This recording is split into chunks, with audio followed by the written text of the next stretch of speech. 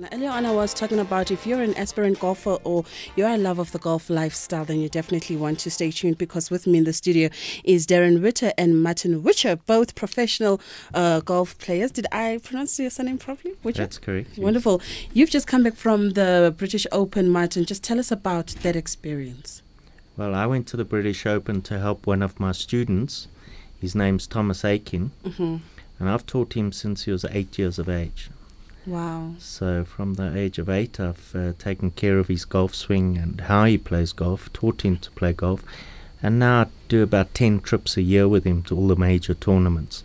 So it was quite exciting to see Ernie win, Yes. and Thomas come in the top 10. He came 7th.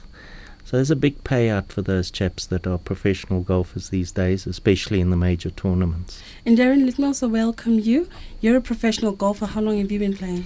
That's right. I teach golf for a living. I've been very fortunate to work alongside Martin Whitcher at Rampart Golf Club for, the last 14, 15 years now. And I've got a passion for teaching the game. And we teach juniors from as young as 4 years of age upwards. And I really enjoy it. Now, I have to just tell you my golf story. I don't stay far from the Rampart Golf Course in Randburg. And recently I thought to myself, let me go to the driving range, and catch some swings. And in my mind, I thought you get there, you get a golf club, you get golf balls, and you start shooting. And my sister says, no, you have to come with your own clubs. And I'm not borrowing your mine. Tell us about a great way for someone who's never played golf before to just start and learn. I'll start with you as teacher of golf, a passionate one, younger than him, of course. The driving range, for example, at Rampart that you mentioned, is a public facility, two-tiered undercover. Yes. And it's a great way to start and learn the game. We do have clubs there, so if you did rock up and you didn't have equipment, we'll be able to supply you with equipment. Just remember that. Thank you. And what you do is that's how most people start. And of course, in the beginning stages, they get advice from friends, loved ones, work colleagues. And of course, everybody's a golf expert. And unfortunately, if you don't start off on the right footing, it can be quite intimidating and it can be a bit of a tough game. But if you learn the right way, you go to a PJ qualified pro and you get instruction and you learn golf the correct way from day dot, it makes the game so much easier. So that's something I definitely recommend for anyone that's listening in. And for you, Martin, here's Kanye. She wants to start learning how to play golf at the not so tender age of 32. I've got some bad habits that are ingrained in me. Where do I start?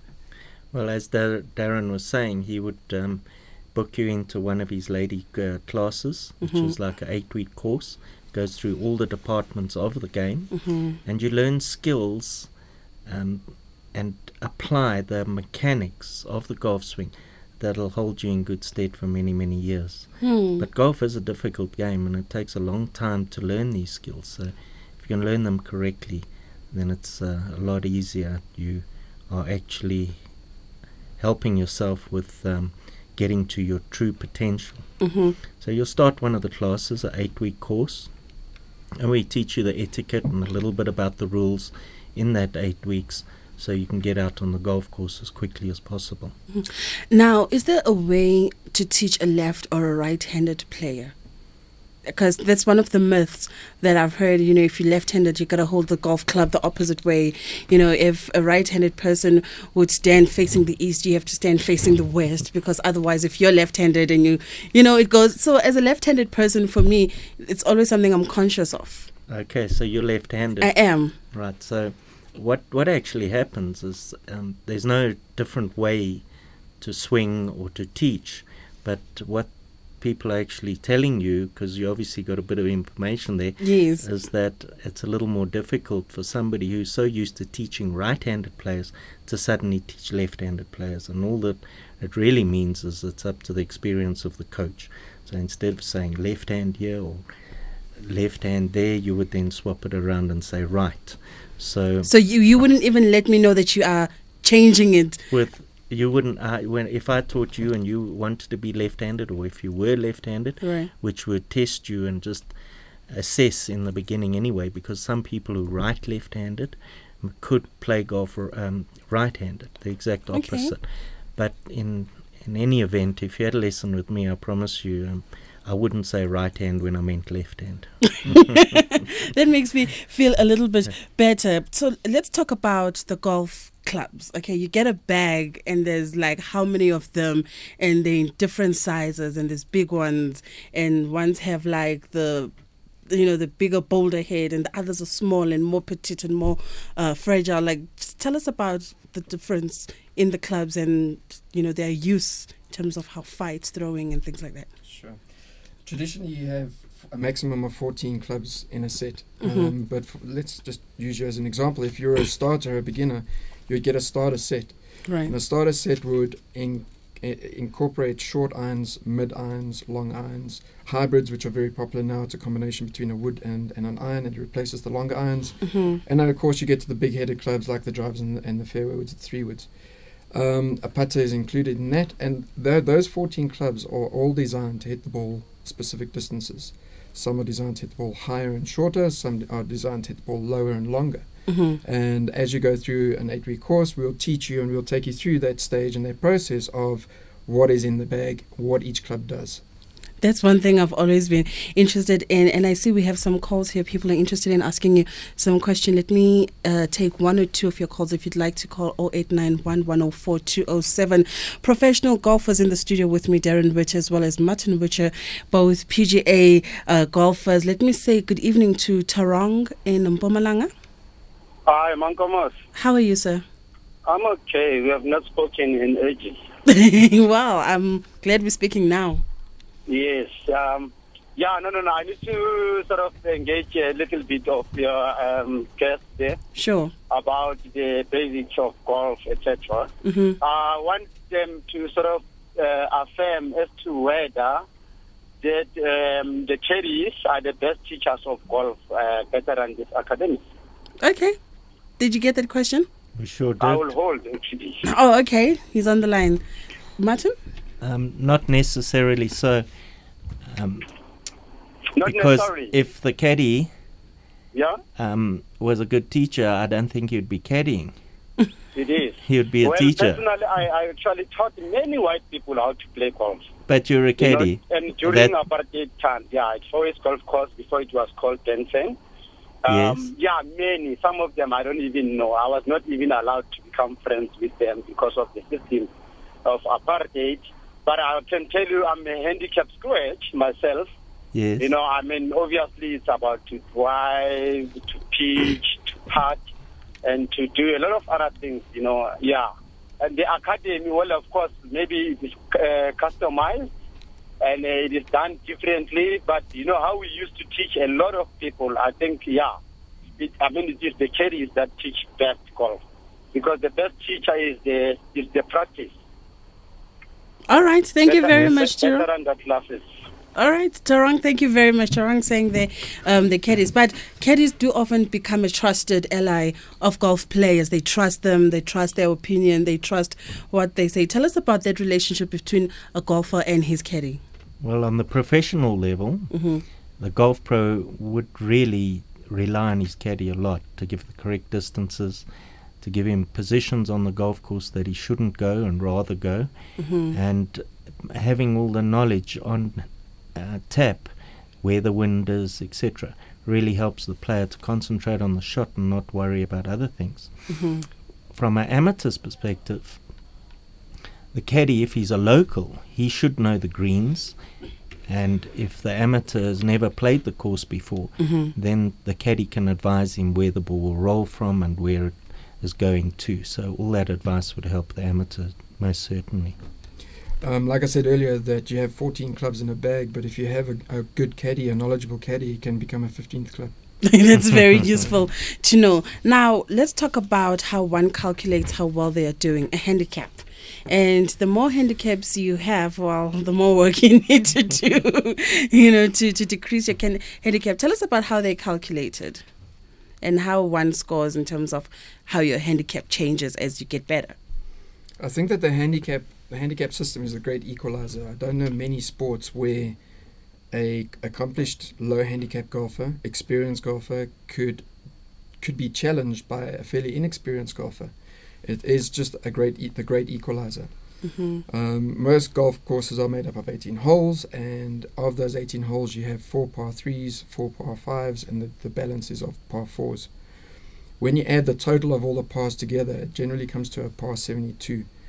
So what the handicap system will do is, for example, a good golfer would be a scratch golfer, 0 handicap. They would have to shoot. Like Torong, he said he's a scratch golfer. Yeah, he's very good. He would have to shoot 2 par, which would mean they would shoot 72 or better.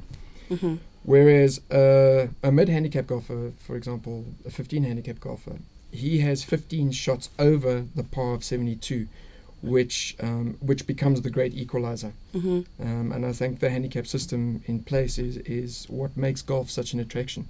I have an interesting SMS here saying, Kanye, I'm also left-handed, but I have been playing right-handed since I started playing in my teens, and I feel that it's now time for me to revert back to left-handed play. Is this possible if you used to playing as a right-handed golfer for so long? Well, she's asking a question to somebody that has had that experience.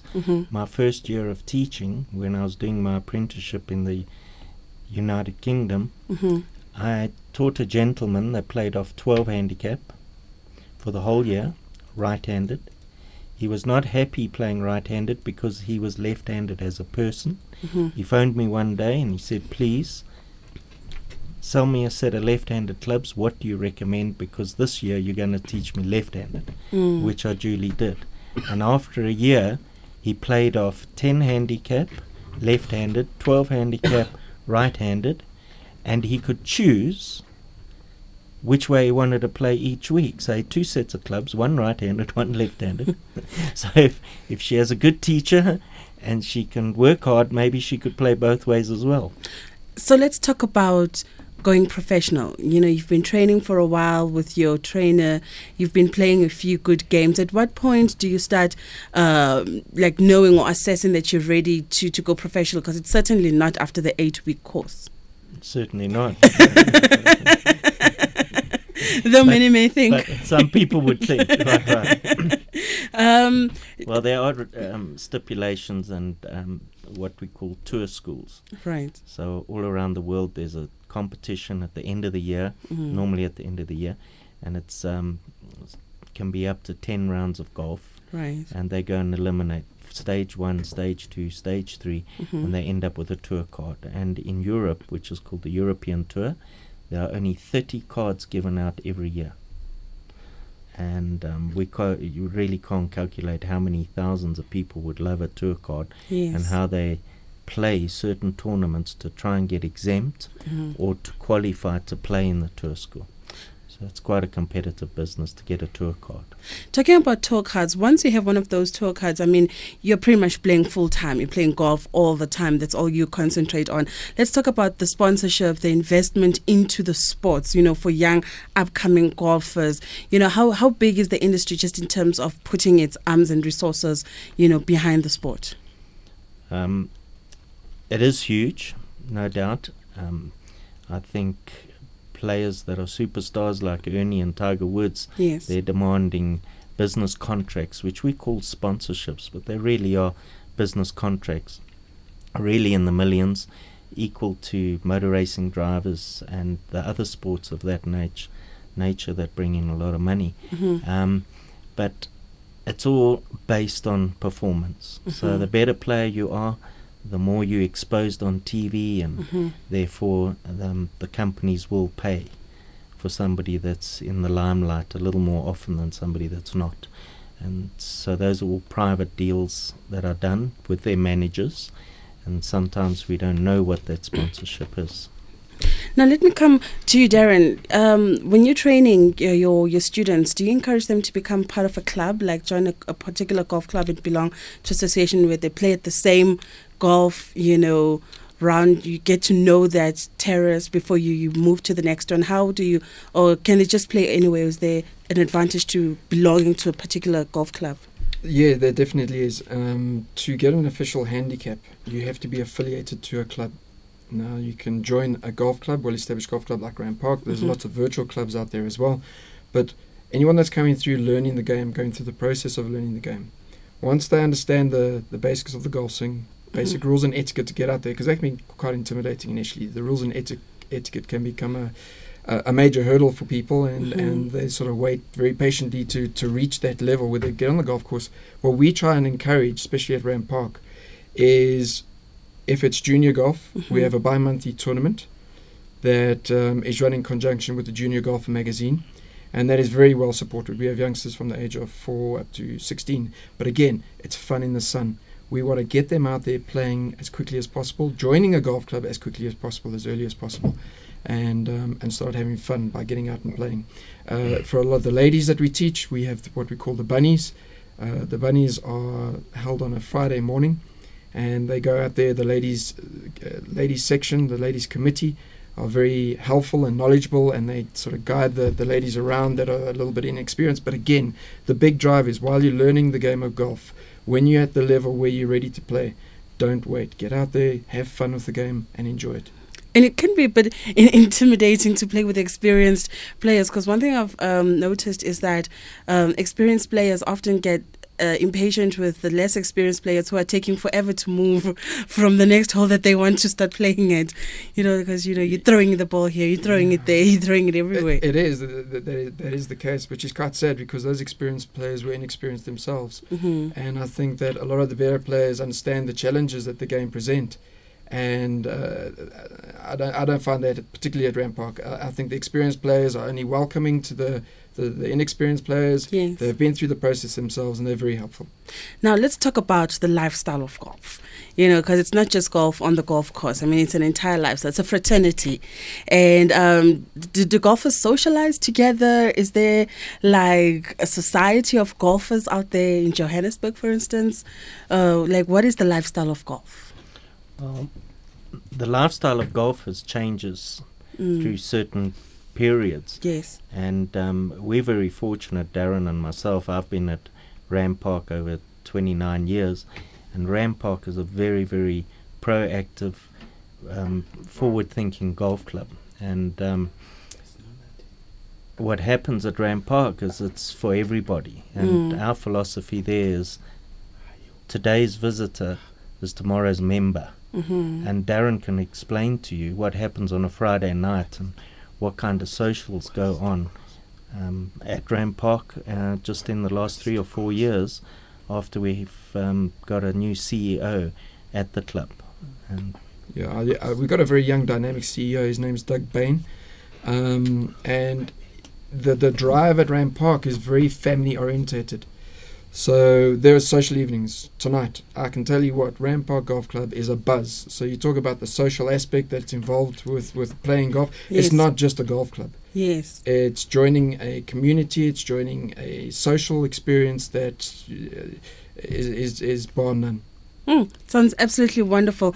Thank you very much, gentlemen, for just enticing us about the world of golf. I have to say my fears have been allayed somewhat. I was feeling completely out of depth, coming through to shoot, because my sister says if you don't go there with a golf club, you're going to stand there and have balls to shoot but no clubs to shoot it with.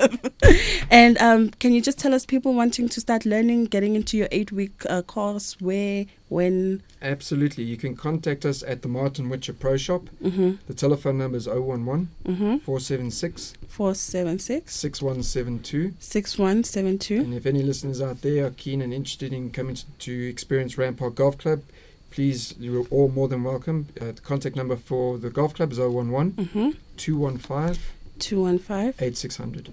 8600. Thank you very much to my guests, Darren Ritter and Martin Whitcher, both PGA professional golfers. Thank you so much for joining us on SAFM. Thank you. Thank you.